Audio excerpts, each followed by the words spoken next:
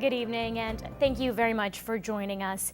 Expect major delays if you're driving down border city highways tomorrow morning.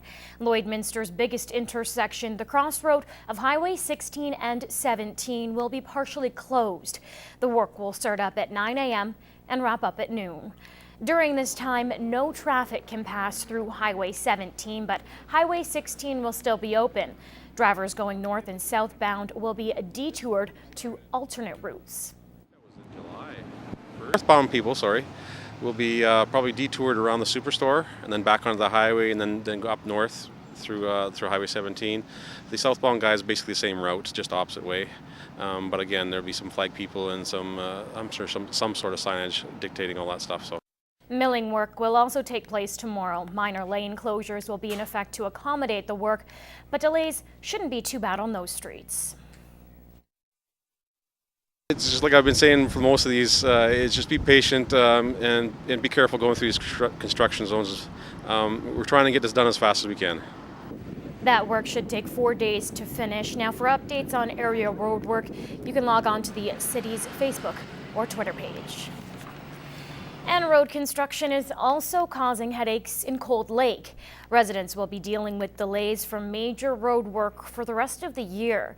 Construction is underway on 10th Street. The city is finally fixing the sewer lines and storm drains that have been causing major grief for homeowners for quite some time. This area has been well known for flooding problems. The sewer capacities are just well beyond what they can handle, and the infrastructure is just so old that it needs to be completely overhauled. The cost of repairs is budgeted at $7 million. The city is asking residents to be patient as the amount of work needed to fix all the problems is fairly extensive. This type of construction is not simple. Cold Lake is notorious for having a high groundwater table, so the contractor has to work with the groundwater conditions and dewatering and ripping up all the sewer, water and stormwater and taking them, removing them and replacing them up to the property line. Work on the street is expected to wrap up by the end of the year. Well, Alberta produces the highest amount of heavy oil in North America, and Saskatchewan ranks 5th overall. All that drilling and mining leaves behind a big environmental footprint, but at this year's heavy oil show, innovation of green technology is front and center. When you get a spill, it's just going to collect in the area that it's spilled. An innovative idea from right in our own backyard, Irma, Alberta, using the compounds of a tire to clean up heavy oil. Take a product, a waste product, out of the environment and form a product that we can pick up oil with. Greening up the oil sands is big business. More awareness of different environmental issues out there, but the customers also demand a better product. Local company Kenilworth Combustion has been going green for quite some time, boasting a 99.9% emissions reduction with its BTEX system. If we can take and capture the gases and utilize that in the process as a main fuel, so utilize the gas that's there on site and reduce your emissions. The Alberta Energy Resource Institute says greenhouse gas emissions have dropped by 30% since 1990, but there's still quite a ways to go. So when that mixture is water, diesel, used engine oil, and what you'll see come out the other side is only water. So with innovations like this one on how to better manage the repercussions of heavy oil recovery, the industry is slowly making steps forward to lessen its environmental footprint.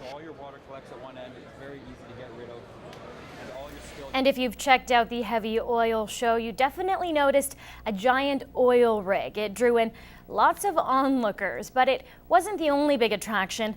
Many oil companies were also showcasing their business's best, looking to attract area workers. Stefan Kachmar has more.